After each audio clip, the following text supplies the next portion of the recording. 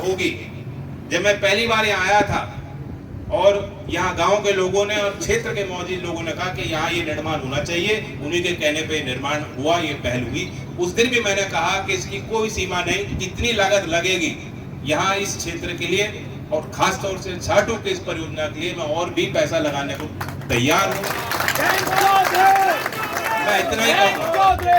दो बात है, एक तो यहाँ सड़क की व्यवस्था है। पिछली बार भी जब मैं आया था आपने कहा कि यहाँ आना थोड़ा दुर्लभ है, पूरे गांव से निकल के बच्चे आते हैं। दूसरी बात, मैं गांव के लोगों से चाहता हूँ, मेरी इच्छा है कि अब जब ये चीज आबाद हो जाएगी और आसपास के पूरे क्षेत्र के खिलाड़ी आएंगे, मैं चाहूंगा कि गांव के लोग पहल करें कि इसका रखरखाव ठीक हो और पूरे उत्तर भारत में जो प्रतिष्ठित खिलाड़ी हैं या जो पूर्व खिलाड़ी हैं या जो कोच हैं, जैसे आज आपने वंशिका को बुला के सम्मानित किया है, ये एक हब बन जाए।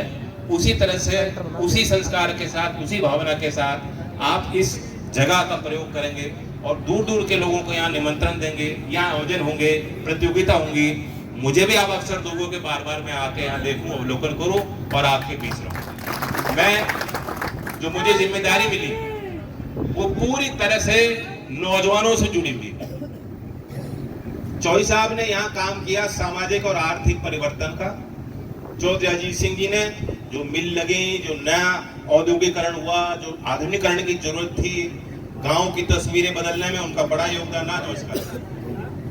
अब मुझे जिम्मा भारत सरकार ने दिया है कि इस ये जो पीढ़ी आई है अभी और जो आने वाले समय में इन्हीं क्षेत्रों के जो बच्चे पैदा होंगे, बेटियां पैदा होंगी, कैसे बेहतर शिक्षा की व्यवस्था से उनको जोड़ के नई रोजगार की संभावना उनके बना सकते हैं। कल मैं चंडीगढ़ में मैंने बैठक की, खेल के विषय पे फिर आ रहा हूँ और वहाँ 6 प्रदेश के कौशल विकास के मंत्री मेरे साथ मंच पे थे। पूरे उत्तर भारत के सारे विभागों को हमने निमंत्रण दिया और वहां मैंने एक प्रस्ताव रखा कि कौशल विकास के कार्यक्रम को भी उसमें हम खेल को जोड़ें, ताकि स्कूल में कोई बच्चा खेल रहा है, हायर एजुकेशन में कोई बच्चा खेल रहा है या उसके बाद भी यहाँ कोच हैं, पूरा इकोसिस्टम बनता है। इस ग्राउंड के मेंटेनेंस में लोग जो कारगर हैं, जो एडवेंचर स्पोर्ट्स में अपना कैरियर बना रहे हैं, उनको भी अगर कोई सुविधा मिल रही है तो उसको भी क्रेडिट मिलना चाहिए और उनको सर्टिफिकेट मिलना चाहिए और उस रोजगार को हमें एक मान्यता देनी चाहिए। तो उस मेरी पहल को सबने सराहा है। अब मैं शिक्षा विभाग में और कौशल विकास विभाग को बैठा के पूर्व अधिकारियों से, स्पोर्ट्स एसोसिएशन से, खिलाड़ियों से, सबको बैठा के इसकी भी हम रणनीति बनाएंगे।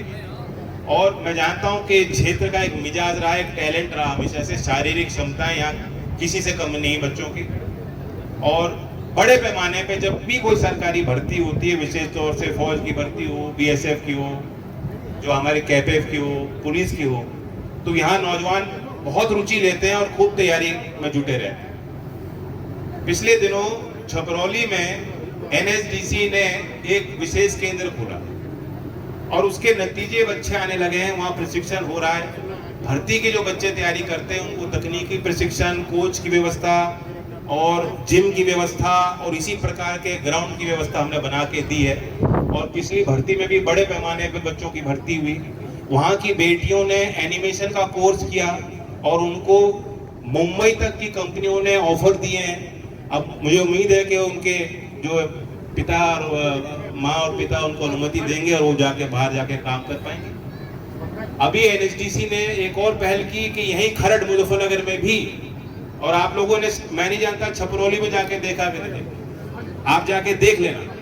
उसी तर्ज पे भर्ती के लिए प्रशिक्षण केंद्र, विशेष केंद्र एनएसडीसी आने वाले दिनों में खरड़ मुजफ्फरनगर में भी बनाने जा रहा है।